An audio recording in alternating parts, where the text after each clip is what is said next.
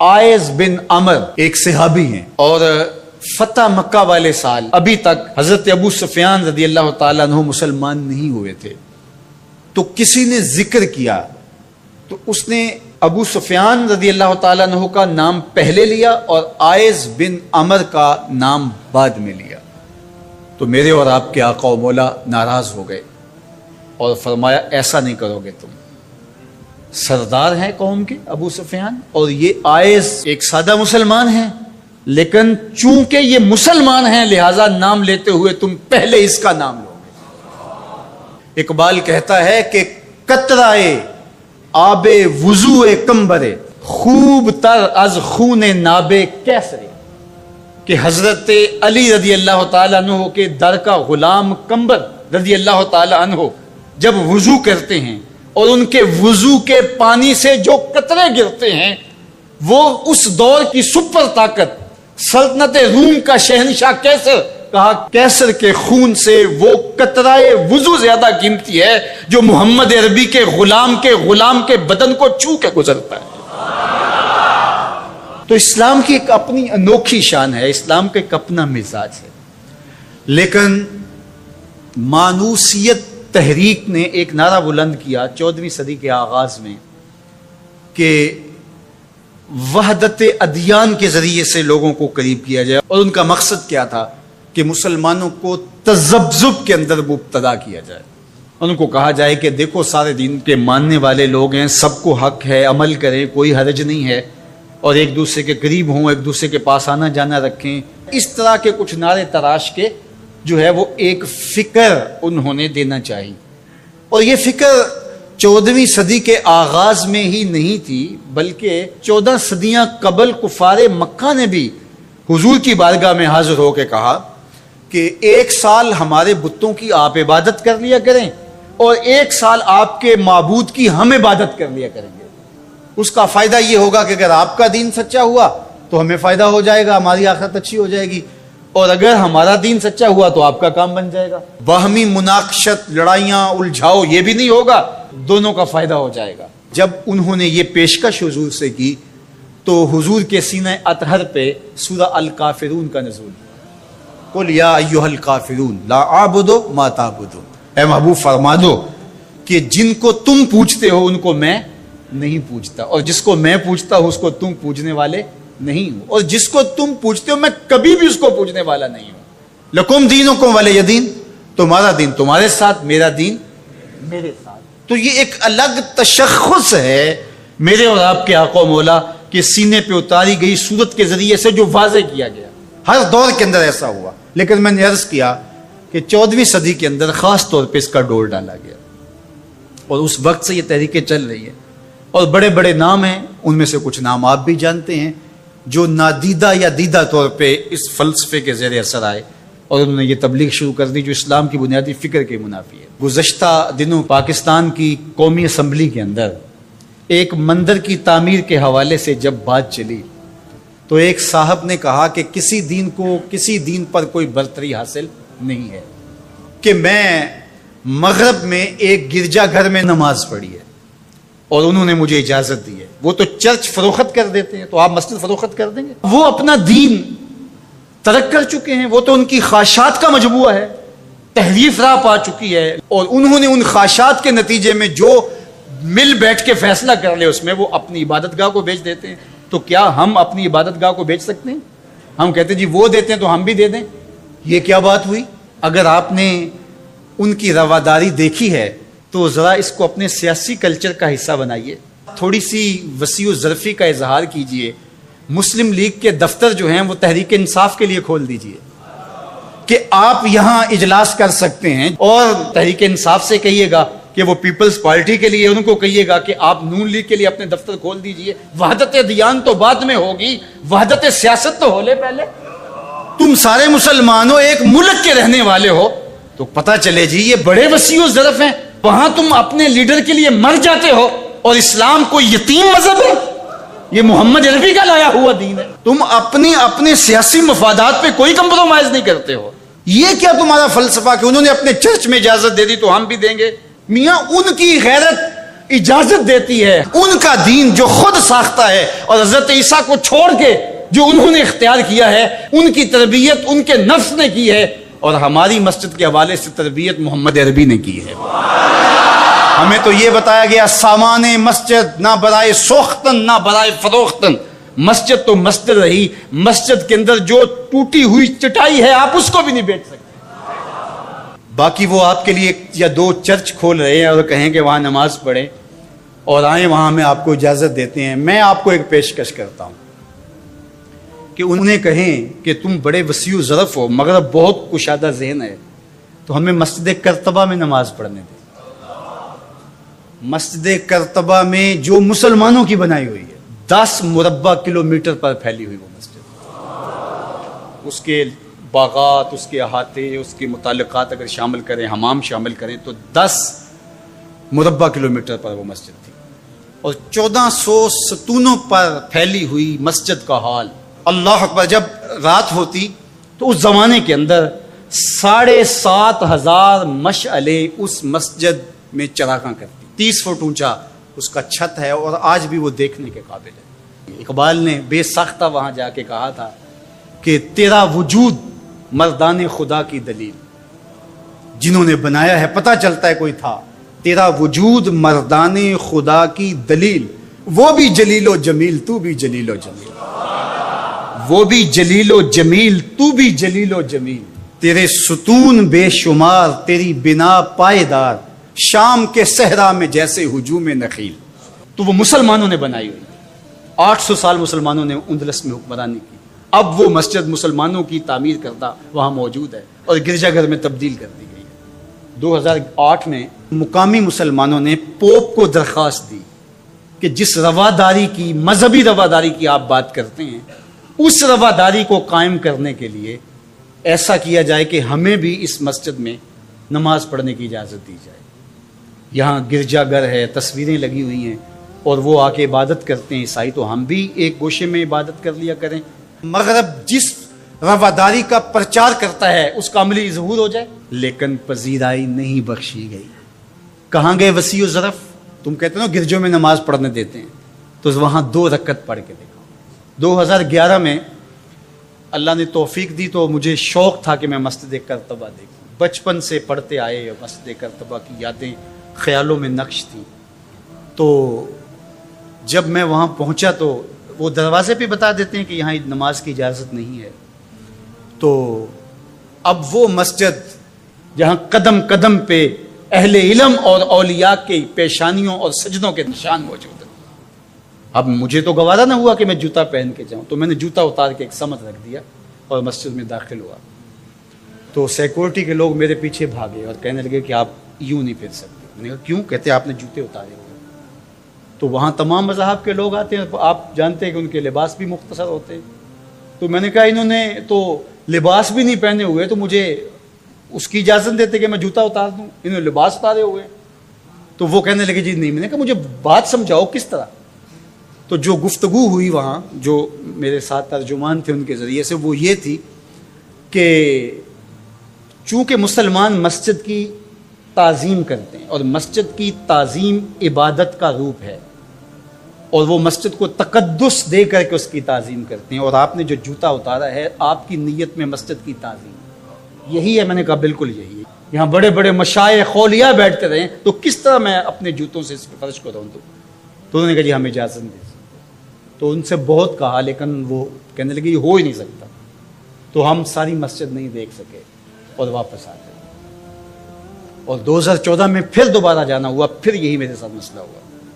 تم کہتے ہو بڑے وسیع و ظرف ہے، میں اپنا تجربہ بتا رہا ہوں۔ تم کہتے ہو چرچ میں نماز پڑھنے دیتے ہیں اور وہ جوتے اتار کے نہیں جانے دیتے۔ او میاں، وہ تمہارے لیے ایک کھلونا رکھا ہے، تمہیں بہلانے کے لیے، تمہیں ورغلانے کے لیے وہ رکھا ہوا ہے۔ انہیں پتہ ہے اس سے بہل جائیں گے، اور وہ بھی شور جا کے کریں گے کہ ہماری مسجدوں میں بھی ایسا ہونا چاہیے، ہم بھی وسیع و ظرف ہوں۔ وہ تمہیں دھوکہ اور فراڈ دینے کے لیے کیا ہے۔ اقبال نے کہا تھا اندروں تاریخ تر از چنگیز، یہ بظاہر میٹھے میٹھے لگتے ہیں لیکن ان کا اندر چنگیز سے بھی زیادہ تاریخ ہے۔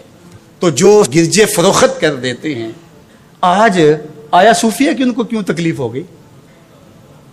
اور وہ سلطان محمد الفاتح نے خریدی ہوئی ہے، اور آج آیا صوفیہ سجدوں سے آباد ہو رہی ہے۔ آج وہ مسجد اذانوں سے پرنور ہو رہی ہے اور ماحول کے اندر وہ عجیب خوشیاں پھیل رہی ہیں۔ تو تکلیف اسلام سے ہے، وہ چاہتے ہیں کہ یہ تذبذب میں مبتلا ڈھیلے ڈھیلے مسلمان رہیں، خیر سے رہیں، ان سے کیا ہماری پریشانی ہے؟ مجھ کو پریشانی ہے تو اس امت سے ہے، اشک شہرگاہی سے جو ظالم کرتے ہیں۔ تو آج آیا صوفیہ تکلیف کا سبب اس لیے بن گیا کہ یہ جو تحریک برپا کی گئی تھی وحدت ادیان کی، اور ترکی بھی ایک زمانے میں اس کا مرکز رہا، اور آج یہ ہے کہ وہاں آیا صوفیہ مسجد کی صورت میں بدل رہی ہے۔ لیکن مغرب خوش ہے کہ پاکستان میں مندر بن رہے ہیں، عربستان میں مندر بن رہے ہیں، اور اسرائیل کے ساتھ ہم عربوں کے تعلق کو مضبوط کر رہے ہیں۔ لیکن یہ تمہارا ادھورا سا خواب ہے جو کبھی پورا نہیں ہوگا، یہ وقتی ہوگا۔ انشاءاللہ وہ وقت دوبارہ آنے والا ہے کہ پوری کائنات پہ جھنڈا میرے حضور کا ہی ہوگا۔ ملیں گے سینہ چاکانے چمن سے سینہ چاک، بزم گل کی ہم نفس باد صبا ہو جائے گی، شبنم افشانی پیدا کرے گی میری سوز و ساز، اس چمن کی ہر کلی درداش نہ ہو جائے گی، آسمان سحر کے نور سے ہوگا آئینہ پوش، ظلمت رات کی سیما پا ہو جائے گی، شب گریزاں ہوگی آخر جلوہ خورشید سے، یہ چمن معمور ہوگا نغمہ توحید سے۔ اگر آپ اس پہ غور کریں تو آداب معاشرت کا خلاصہ ہے یہ حدیث۔ آقا کریم نے ارشاد فرمایا، اتنی دیر تک کوئی شخص کامل مومن نہیں ہو سکتا جب تک وہ اپنے مومن بھائی کے لیے وہ پسند نہ کرے جو اپنے لیے پسند کرتا ہے۔ ایک اچھا معاشرہ تشکیل دینے کے لیے آپ کو کوئی رہنما اصول چاہیے گا تو اس سے بہتر آپ کو کوئی اصول نہیں ملے گا۔ اپنے لیے بہرحال بندہ بہتر ہی چاہتا ہے، تو جب وہ اس مزاج میں ڈھل جائے کہ میں اپنے مومن بھائی کے لیے، اپنے معاشرے کے دوسرے افراد کے لیے بھی وہی چاہوں گا، تو پھر مجھے بتاؤ کہ معاشرے کے اندر پھیلتی ہوئی روحانی بیماریاں، حسد، حقد، بغض، کینہ، نفرت، ایک دوسرے کو نیچا دکھانا، تکبر، رعونت، غرور، یہ ساری چیزیں یہ کہیں آپ کو نظر بھی نہیں آئیں۔ صرف اسی حدیث کو اپنا امام بنا لیا جائے اور اپنا منشور حیات مان لیا جائے۔ محمد بن حنفیہ رضی اللہ تعالیٰ عنہ حضرت علی المرتضیٰ رضی اللہ تعالیٰ عنہ کے فرزند ہیں، لیکن حضرت سیدہ فاطمہ الزہرا سلام اللہ علیہا سے نہیں ہیں، اور حضرت امام حسن رضی اللہ تعالیٰ عنہ حضور علیہ الصلوۃ والسلام کے نواسے، تو بھائی آپس میں، تو دونوں میں کسی معاملے میں شکر رنجی ہو جاتی ہے۔ شکر رنجی، جس رنج میں مٹھاس ہو، شکر ہو، میٹھی ناراضگی، کوئی بغض حسد پہ مشتمل ناراضگی نہیں۔ تو حضرت محمد بن حنفیہ ایک دن بیٹھے تو سوچا کہ وہ میرے عمر میں بھی بڑے بھائی ہیں، اور پھر دوسری بات یہ ہے کہ وہ رسول خدا کی بیٹی کے بیٹے ہیں، ان کا یہ اعزاز ہے، بہرحال مجھے تو یہ اعزاز نہیں ہے، پھر جوانان جنت کے سردار بھی ہیں، تو میں ان سے ناراض ہوں، وہ میرے سے ناراض ہیں، تو بات بھی کوئی اتنی خاص نہیں۔ تو اب دن بھی 3 گزر رہے ہیں، چلو میں ان کو راضی کر لیتا ہوں۔ تو گھر سے نکلے ان کو راضی کرنے کے لیے، تو واپس آ گئے راستے سے، کاغذ لیا اور اس کے اوپر اپنے بھائی کے نام مکتوب لکھا کہ میں آپ کو راضی کرنے کے لیے گھر سے نکلا تھا، لیکن راستے میں مجھے حضور علیہ السلام کا فرمان یاد آیا کہ جب 2 مومن بھائی آپس میں کسی معاملے میں الجھ جائیں، ناراض ہو جائیں، تو جو صلح میں پہل کرے گا وہ جنت میں بھی پہلے جائے گا۔ تو میں تو یہ گوارا نہیں کرتا کہ آپ سے پہلے جاؤں، تو میں ناراض ہوں، آپ آئیں اور مجھے منائیں۔ تو حضرت امام حسن نے خط پڑھا اور مسکرانے لگے، اور آپ تیزی کے ساتھ تشریف لائے اور اپنے بھائی کو کہا اچھا مان جاؤ پھر۔ تو وہ مننے کے لیے تو پہلے ہی تیار تھے نا۔ تو جب آپ اپنے مومن بھائی کے لیے وہ پسند کریں گے جو اپنے لیے پسند کرتے ہیں، تو پھر زندگی گزارنے کا مزہ آنے لگے گا۔ نفس روکتا ہے یہ چیز میرے پاس ہے اس کے پاس نہ ہو، یہ اعزاز میرے پاس ہے اس کے پاس نہ ہو، اور اس کی ایک اپنی لذت ہے اور وہ مادی لذت ہے، اور ایک ہے باطن کی، روح کی لذت۔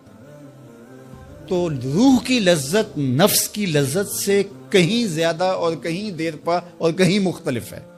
اس لیے جب آپ قربانی دیتے ہیں، ایثار کرتے ہیں یا کسی کو ترجیح دیتے ہیں، تو اس کی جو روحانی لذت ہے، آپ کو بھوک لگی ہوئی ہے تو آپ کو ایک روٹی مل گئی ہے تو آپ کو ایک ایسا شخص نظر آیا جو آپ سے بھی زیادہ بھوکا ہے، اور آپ کسی نمائش کے لیے نہیں، محض اللہ کے رضا کے لیے اس کو روٹی دے کر کے دیکھیں، خود بھوک کاٹ کے دیکھیں، وہ مرغن کھانوں میں سرور نہیں آئے گا جو اس بھوک میں لطف آپ کو آئے گا۔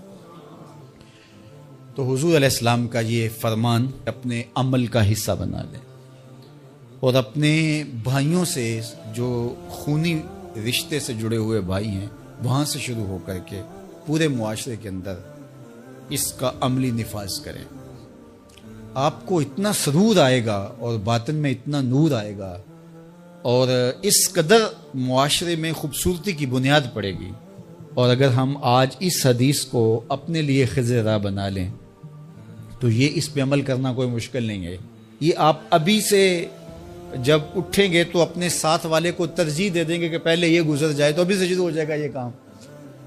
تو یہ آپ گھر میں اپنے بچوں کے ساتھ، اپنی بیوی کے ساتھ، روزمرہ کی زندگی میں جہاں ملازمت کر رہے ہیں، کاروبار کر رہے ہیں، جن دوستوں کے ساتھ کھیل رہے ہیں حتیٰ کہ، تو یہ وہ چیز ہے کہ اس کا آغاز عمل سے پہلے سوچوں سے شروع ہو جاتا ہے، کہ آپ کسی کے لیے اچھا سوچنا شروع کرتے ہیں۔ جو اپنے لیے سوچتے ہیں وہ اپنے بھائی کے لیے بھی سوچیں۔ ہمارے بزرگ فرمایا کرتے تھے کہ کسی کے ساتھ دوستی کا ایک حق یہ بھی ہے کہ اس کی آخرت کے لیے سوچا جائے کہ یہ میرا دوست ہے تو دنیا میں میرے ساتھ ہے تو حشر میں بھی جنت میں میرے ساتھ ہو۔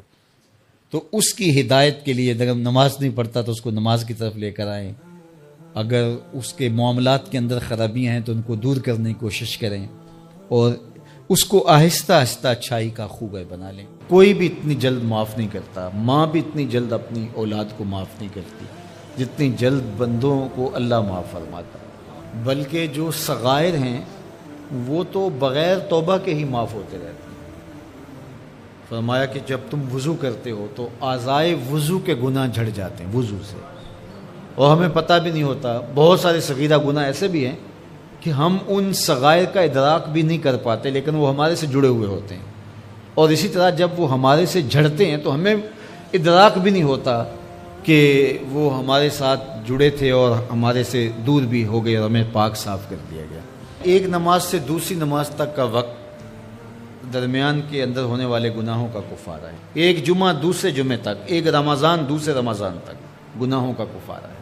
تو یہ اللہ کی کرم نوازیوں کے رنگ، بلکہ فرمایا ہم نے تم کو جو بڑے گناہوں سے منع کر رکھا ہے، اگر تم ان گناہوں سے اپنے آپ کو بچا لو تو ہم اس کے صلے کے اندر تمہارے چھوٹے گناہ ویسے ہی معاف کر دیں۔ ایک تو ہے کہ تم وضو کرو گے تو جھڑیں گے، ایک تو یہ ہے کہ تم کچھ اعمال کرو گے تو اس کی برکت سے یہ گناہ ساتھ جھڑ جائیں گے، لیکن اگر تم بڑے گناہوں سے بچتے رہو گے تو ہم تمہاری اس بات کا اعزاز تمہیں دیتے ہوئے کہ تمہیں اللہ کے حکم کا پاس ہے اور تم بڑے گناہوں سے بچ رہے ہو، اور جو چھوٹے گناہ تم سے سرزد ہو گئے ہم اس بڑے گناہ سے بچنے کی وجہ سے وہ ویسے ہی تمہارے سے ہٹا دیں گے، تمہیں صاف کر دیں گے اس سے۔ یہ کتنی کرم نوازیاں ہیں۔ اور اگر تم نیکیاں کرتے ہو تو نیکی بھی تمہارے گناہ کو مٹا دیتی ہے۔ اللہ کے محبوب علیہ السلام نے جو 3 وصیتیں کی تھی تو ان میں سے ایک وصیت یہ تھی کہ گناہ تم سے سرزد ہو جائے تو اس کے بعد تم نیکی کرو۔ کیوں؟ تم ہوہا، جو نیکی ہے وہ گناہ کو مٹا ڈالے گی۔ یہ کیسا اس کا الوہی انتظام ہے کہ ہمارے گناہوں کو مٹانے کے لیے کتنے سامان رکھیں۔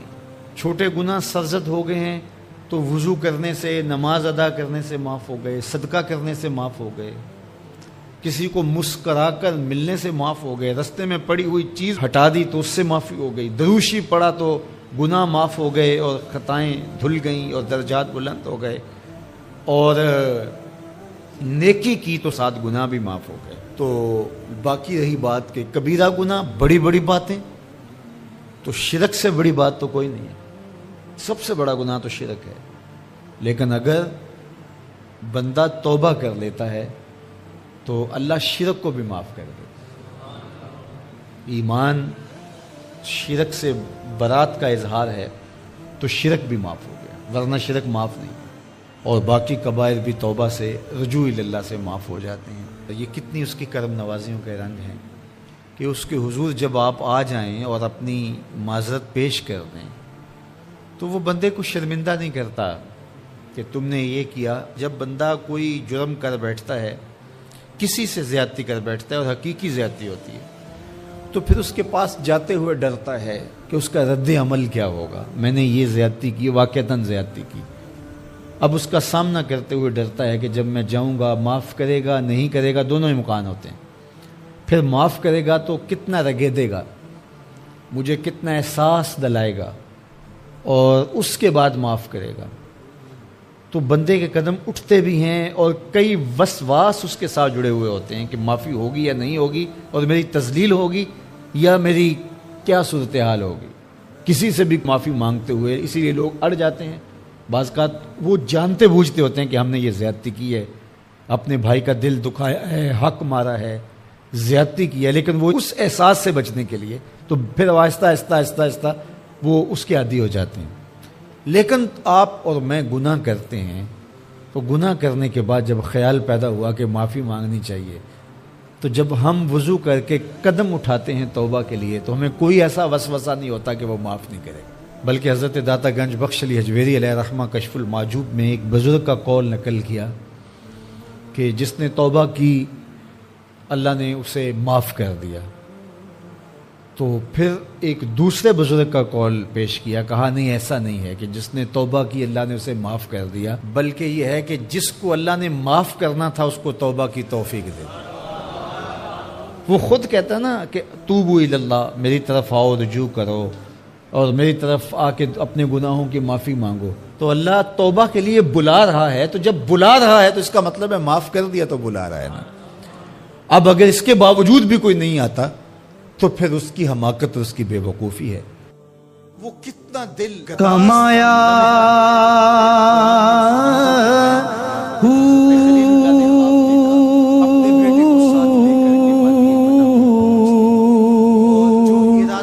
نام بھج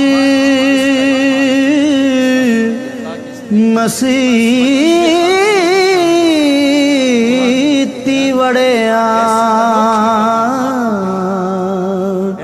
نا تسبا بیٹا دونوں بیٹھ کے گفتگو کر رہے ہیں. کیا گفتگو ہے؟ باپ کہہ رہا ہے کہ یا بنیا، اے میرے بیٹے. جو اہل زبان ہیں وہ اس کی نزاکت کو اور اس کی لطافت کو سمجھتے ہیں کہ یا بنی نہیں کہا گیا، میرے بیٹے نہیں، یا بنیا. جس طرح ماں لاڈ سے اپنی بیٹی کو بیٹی نہیں کہتی، میری بچڑی کہتی ہے، تو جب وہ بچڑی کہتی ہے تو اس کے اندر گوند گوند کے محبت رکھی ہوئی ہوتی ہے. تو یہاں ذرا لفظ دیکھیے، یا بنیا، اے میرے بیٹے. اللہ اکبر. اردو کے دامن میں کوئی اتنی وسعت نہیں ہے کہ ان لفظوں کی تعبیر ہو سکے جو شہد ان لفظوں سے ٹپک رہا ہے جو حضرت خلیل اللہ نے اپنے بیٹے کے لیے لفظ استعمال کیے. یا بنیا، اے میرے دل بند، اے میرے جگر کے ٹکڑے، اے میرے فرزند نونہال، میں نے خواب دیکھا ہے، اس خواب میں تجھے ذبح کر رہا ہوں. یہ خواب آپ یا میں دیکھیں تو ہم تو اپنی بیوی سے بھی اس کو شیئر نہیں کر سکتے، ہمارے رونگٹے کھڑے ہو جاتے ہیں. لیکن بیٹے سے کہہ رہا ہے، اور یہ محض خواب کسی تفنن طبع کے لیے نہیں ہے یا محض کوئی بات سمجھانے کے لیے نہیں ہے، اس کی تعبیر کی طرف بچے کو لانے کے لیے سنایا جا رہا ہے. کہا بیٹا میں نے ایک خواب دیکھا ہے. خواب کیا ہے؟ کہ میں تجھے ذبح کر رہا ہوں، اب تو بتا تیری رائے کیا ہے.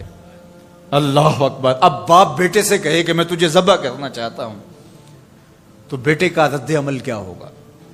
کوئی بھی تصور اپنے بیٹے کو کر کے سوچے کیا رد عمل ہوگا. اس کی آنکھیں پھٹی کی پھٹی رہ جائیں گی.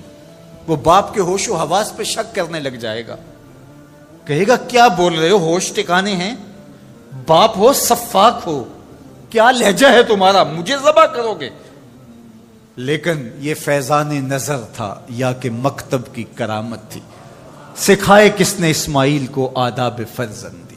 اقبال پوچھتے ہیں کیا تھا جس نے اسماعیل علیہ السلام کو آداب فرزندی سکھائے؟ وہ مکتب کی کرامت بھی تھی اور وہ فیضان نظر بھی تھا. فیضان نظر باپ کا تھا اور پہلا مکتب ماں تھی. سیدہ ہاجرہ نے سکھایا تھا باپ کی بات کیسے مانی جاتی. جو مائیں بیٹوں کو بیٹیوں کو باپ کی اطاعت سکھاتی ہیں وہ مائیں اپنی اولاد کو فرما بردار پاتی ہیں. ماں کے ہاتھ میں اولاد کی تربیت کا جوہر ہوتا ہے. یہ سیدہ ہاجرہ کی تربیت بول رہی ہے. جب باپ نے کہا بیٹے میں تجھ کو ذبح کرنا چاہ رہا ہوں, کتنی بڑی بات ہے, آنکھیں پھٹی کی پھٹی رہ جاتی. یہاں بیٹا کوئی جواب نہ دیتا, اس سکتے کے عالم میں گردن جھکا دیتا. مکمل اطاعت کہلاتی, انقیاد امر کہلاتا, امتثال حکم کہلاتا.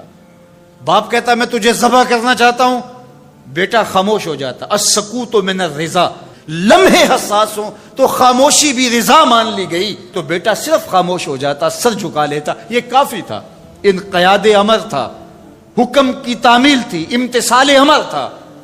لیکن بیٹا کیا کہتا ہے, یا ابت افعل ما تؤمر, ابا جی جو کرنا ہے کر گزریے.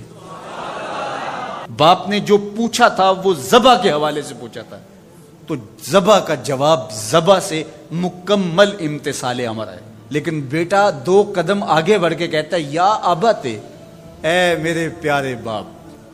اب اس میں بھی بیٹے کا لہجہ تبدیل نہیں ہوتا. جب باپ ذبح کرنے کا کہہ رہا ہو اس وقت میرے ابو کہنا یہ امتثال امر کی انتہا ہے.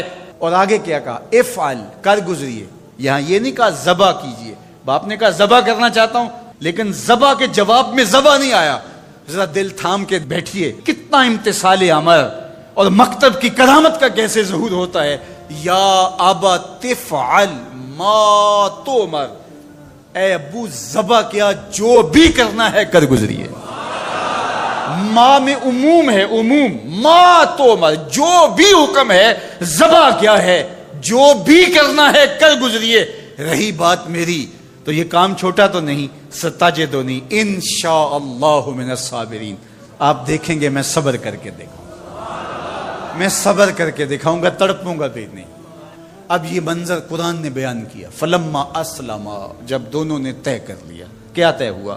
فلاں نمبر کی گاڑی خرید لے نہیں, فلاں پلاٹ خرید لے نہیں, فلاں پلازا لے لے نہیں. باپ اور بیٹے کی وادی منع میں بات کیا ہوتی ہے؟ باپ کہتا ہے میں تجھے ذبح کرنا چاہ رہا ہوں, بیٹا کہتا ہے میں ہونے کے لیے تیار ہوں. آپ دیکھیں گے کہ میں جنبش نہیں کروں گا. اب قرآن نے یہاں جو لفظ استعمال کیے لفظوں پہ فلما اسلما, یہیں سے اسلام ہے. اسلام یہ ہے یار کے آگے سر تسلیم خم کر دینا. من مانی کا نام اسلام نہیں ہے, اللہ رسول کی اطاعت کا نام ہے. فلما اسلما, جب دونوں نے اس بات کو طے کر لیا, دونوں راضی ہو گئے. باپ ذبح کرنے پہ راضی ہے, بیٹا ذبح ہونے پہ راضی ہے. وَتَلَّهُ لِلْجَبِينِ, اور باپ نے بیٹے کو پیشانی کے بل لٹا لیا, ہاتھ میں چھری پکڑی ہے. بوڑھا باپ اپنے نونہال بیٹے کو ذبح کرنے پہ آمادہ ہے, جس کا کوئی قصور نہیں ہے, جس کو اللہ سے دعائیں مانگ مانگ کے لیا تھا.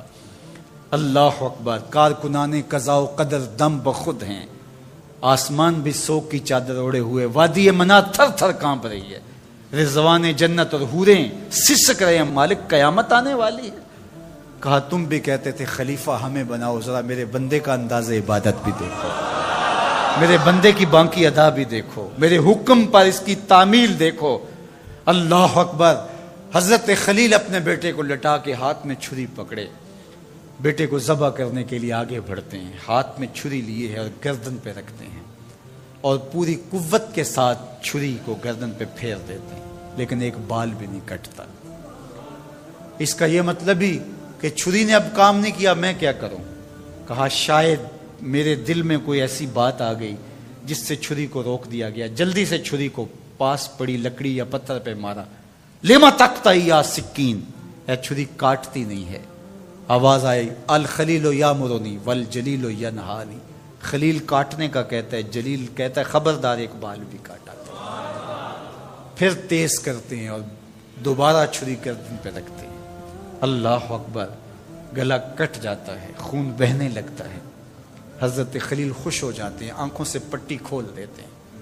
لیکن منظر کیا دیکھتے ہیں کہ جس کو ذبح کیا وہ بیٹا نہیں, وہ تو دمبا ہے.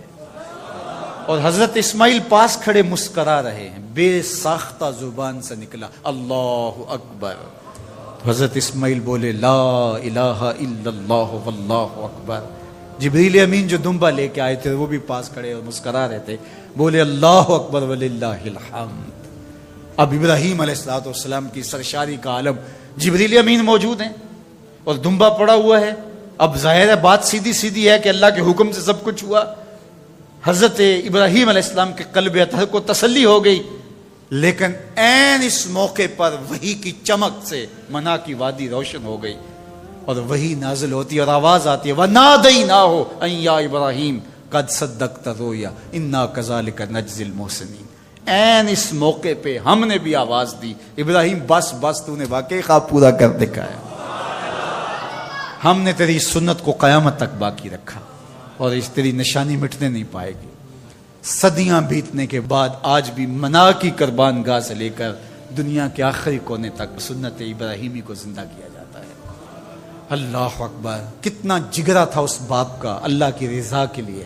خلت کے تاج یوں نہیں ملتے, عظمتوں کی معراج یوں نصیب نہیں ہوتی. باپ بیٹے کو ذبح کرنے کے لیے آمادہ ہو جاتا ہے. ہمارے ایک بزرگ کہا کرتے تھے بیٹے ہر بندے کا کوئی نہ کوئی اسماعیل ہوتا ہے, جب تک وہ اپنے اسماعیل کی گردن پہ چھری نہیں رکھتا اللہ کی دوستی نصیب نہیں ہوتی. اپنی خواہشات کی گردن پہ, اپنی آرزوؤں کی گردن پہ چھری پھیرو. اللہ کے لیے محبوب سے محبوب چیز قربان کرنے کے لیے آمادہ ہو جاؤ, پھر تمہیں وہ اپنی قربتوں سے مالا مال کرے گا. رانا تھوڑا دے گیوں سانو اتے پا گیوں اے وچ فکراں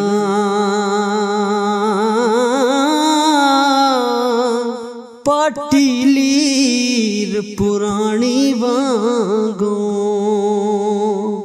تے ٹنگ گیوں وچ ککراں.